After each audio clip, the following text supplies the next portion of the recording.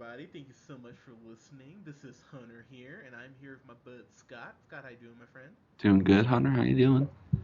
I'm great because we're about to talk about a movie that I'm really happy that we're going to talk about. We're talking about Split, starring my hopefully future husband, after Scott, of course, James McAvoy, who I'm going to say I've been on the James McAvoy bandwagon really for, I think, since Garden State. I think I You really saw you Garden have State. he's kind of your boy, I would say. Yeah, yeah. He's been one of those guys I just have always enjoyed.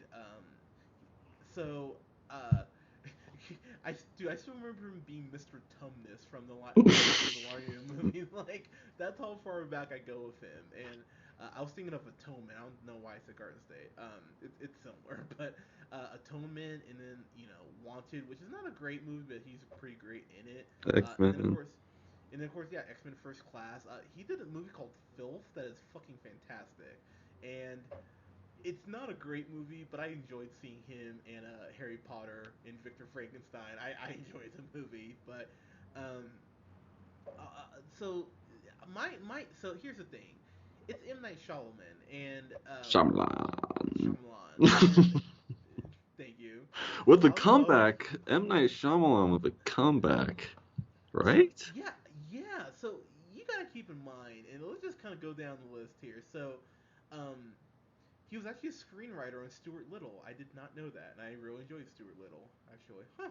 Um, and then of course he wrote and directed The Sixth Sense, which was his big breakout in '99, and that still I think is one of the best twists that's ever been delivered in a movie. I remember seeing that in theaters and going, "Holy shit, are you kidding me?" And then he followed that up with a movie I think is way better, and yet it's only a 68% on Rotten Tomatoes, which is a fucking That's travesty. ridiculous. It should be like an 85%, um, which is of course Unbreakable, Dude, which such a great movie. would be in my top 10 superhero films of all I time. would say that's a top five Bruce Willis performance for me. Oh, absolutely, fucking absolutely. I love that movie.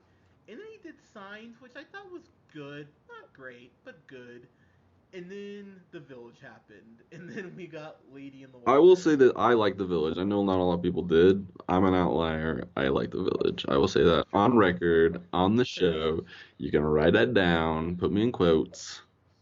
Oh. Yeah, well, you were on that line on by yourself, sir. But but then we got The Village, and then Hmm. we got Lady in the Hmm. Water, and then we got The Happening, Yep. which is still one of my least favorite films I've ever That seen in was my life. subpar.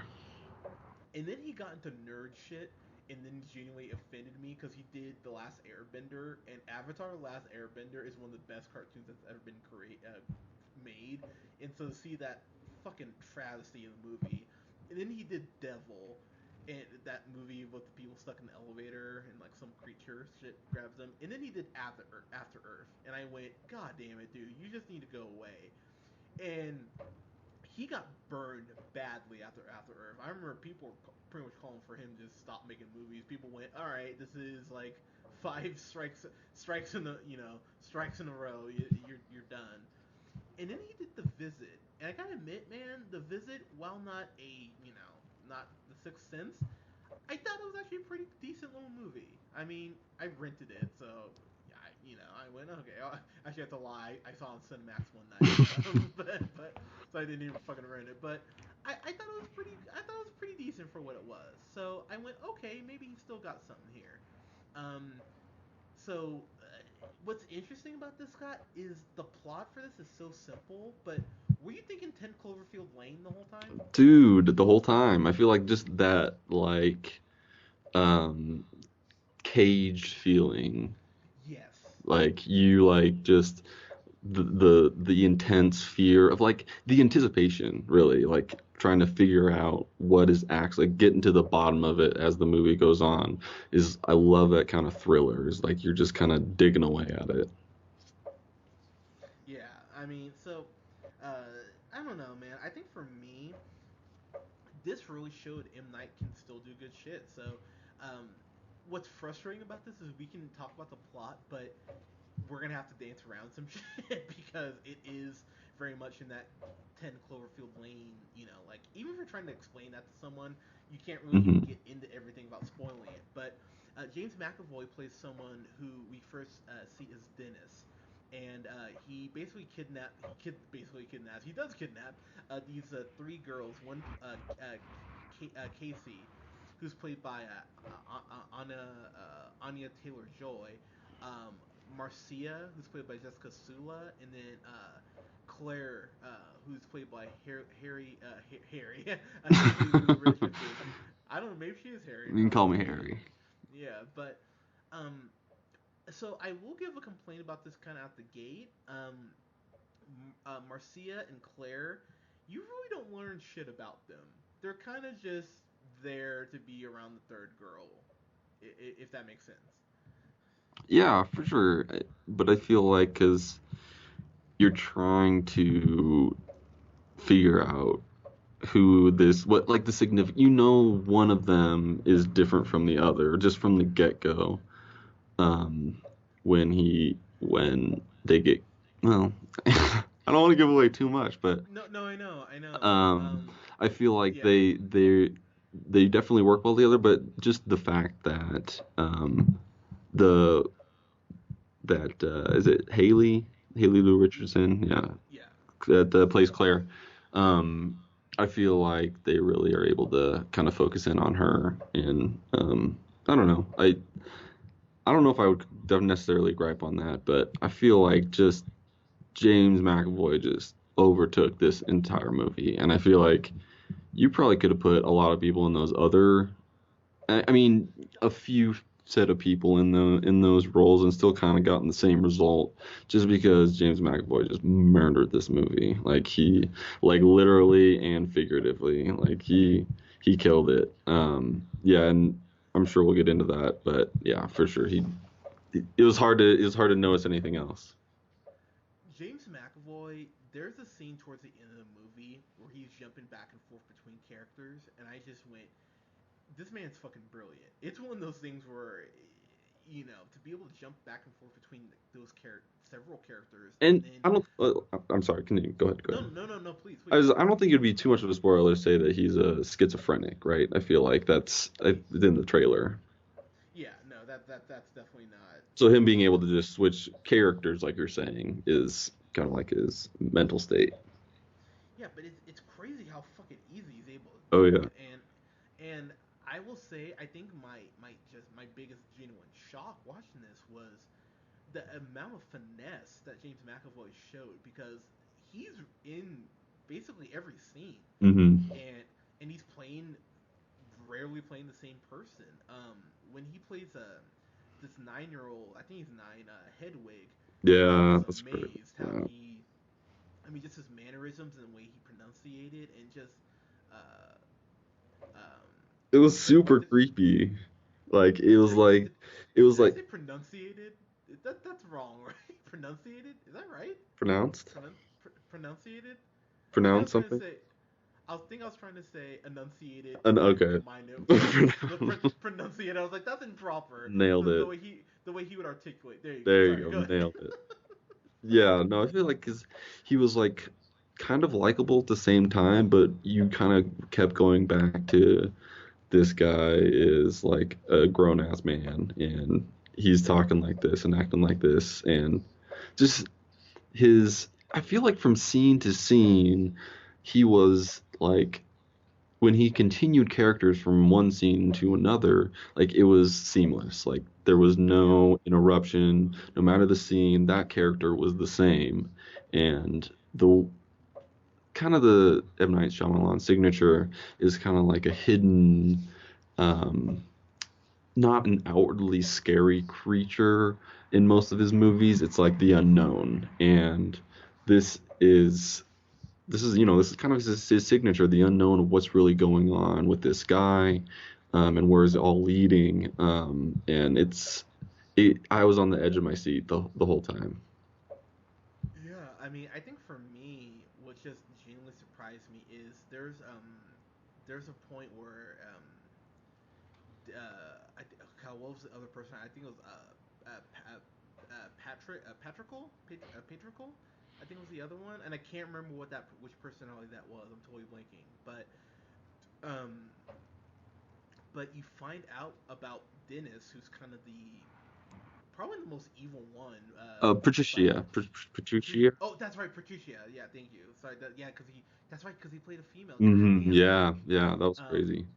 so, but you find out Dennis, like he's super OCD, so everything has to be clean and neat. And I was really, and you're just sitting there, and it's almost like a Two Face Hmm. sort of thing, where when Dennis shows up, it's not good. And when he's talking to his shrink, played by Betty Buckley, Dr. Karen Fletcher, who believes that this is a phenomenon. It's always that one person who thinks that Hmm. there's more than meets the eye Yep. in the scientific community. I mean, the irony on that's amazing. Just goes, well, fuck you, you're crazy. But um, there's a couple scenes where she's interacting with Dennis, or she's talking to Patricia, and it's like the other personalities are trying to hold Dennis back, and it's fascinating to see how they're all really afraid of Dennis and how they react to him. And it, there are so many layers to this movie, and I'm frustrated because I just we can't spoil shit because I want people to see this for themselves. If you somehow avoided the very big spoiler about this movie, then fucking kudos to you. Don't even Google Split because I'm sure there'll be some meme saying, "Hey, da da da," and then you'll be really sad. Um, but I will say when the 24th personality is unleashed, it is fucking horrifying. I went, oh boy.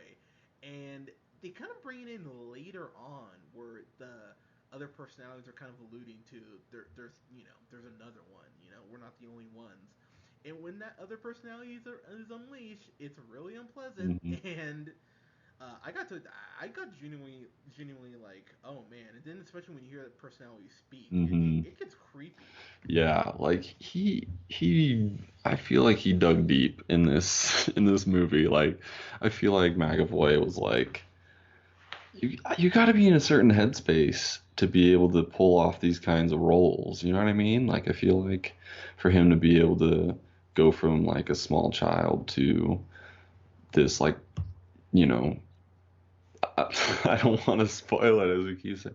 Yeah. Just this entity that this 24th character, just that wide range, just it was incredible for him to be able to just. It was super scary at the same time, really suspenseful, but not like. I feel like it wasn't necessarily like really scary to the point where like it was a lot of jump out and scary type deal, but the suspense was killer and it's McAvoy just killed it. Yeah, so I will just say, they have set up for a sequel to this movie, and with I want if I even say Ooh, yeah. Mm-hmm. if I even say the title, that's spoiling it. So I'm just gonna go. So, Mm-hmm. but Mm-hmm. I will just say the last frame of this movie, I was losing my mind. It was like, yes, yes, yes, yeah. It's what M Night Shyamalan. This is how much I enjoy this movie. I enjoy this movie so much. I think I've forgiven M Night. I think I can Right? forgive him. It was that good. I mean, this is when because I remember I think it was the issue. I think it was Time or GQ or like Entertainment. I think it was like Entertainment Weekly or Rolling Stone. Some one of those magazines where they called M Night the next Spielberg after like Mm-hmm. Unbreakable, and I went, oh wow, that's high praise. And then it's like the moment he read that he went, oh man, let's make sure everything after Signs is just absolute dog It shit. went. So I probably went all to it straight to his head.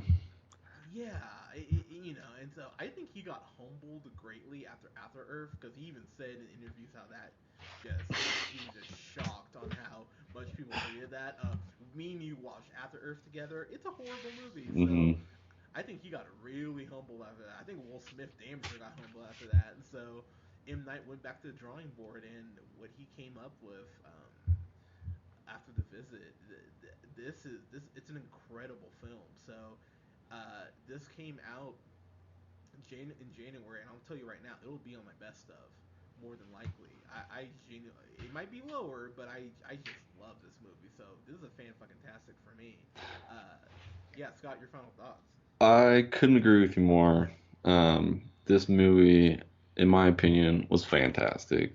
Um, like And I also concur. I think I could see this being on my top 10 this year. I know it's still early in the season, we got a lot of long ways to go. Um, I don't know how you beat that performance. Like, I'm, reading through some of these reviews saying it was all over the place. I feel like that's was the beauty of it. That I feel like him being able to capture the chaos and being able to just kind of stick with each character through each scene seamlessly, super suspenseful. M Night Shyamalama Ding Dong, he's back. Nice. But to be fair, I did love M Night and Life of Pi. But Fair enough. Fair, fair enough.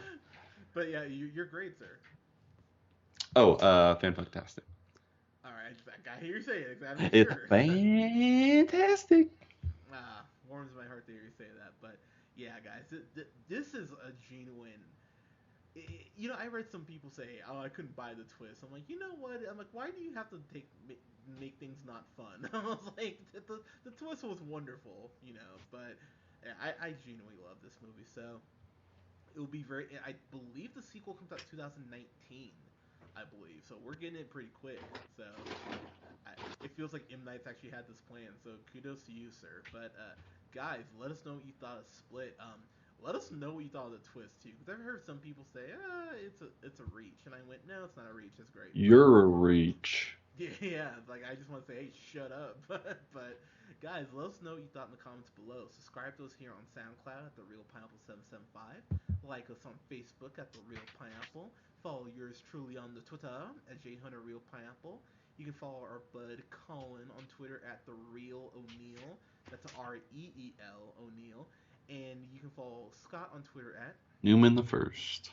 guys, thank you so much for listening. I will have my long overdue fantasy book on Fox, how I would improve the X-Men films.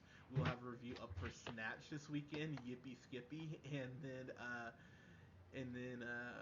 God, I feel like there's something else. Oh yeah, King Arthur. God, see, that's how bored I am already for movie this weekend. What do we have to see? King Arthur. Ugh. But sword in the stone or whatever it's called. Let's just do that one. We should just like this is the King Arthur movie review, and then we just actually review Sword in the Stone. Yeah, just like, oh yeah, it was really weird to see this King Arthur movie with half the Disney logo across the board. But we just said whatever. Let's keep watching it. But I mean, go with it. guys, thank you so much for listening. We'll talk to you soon. Peace.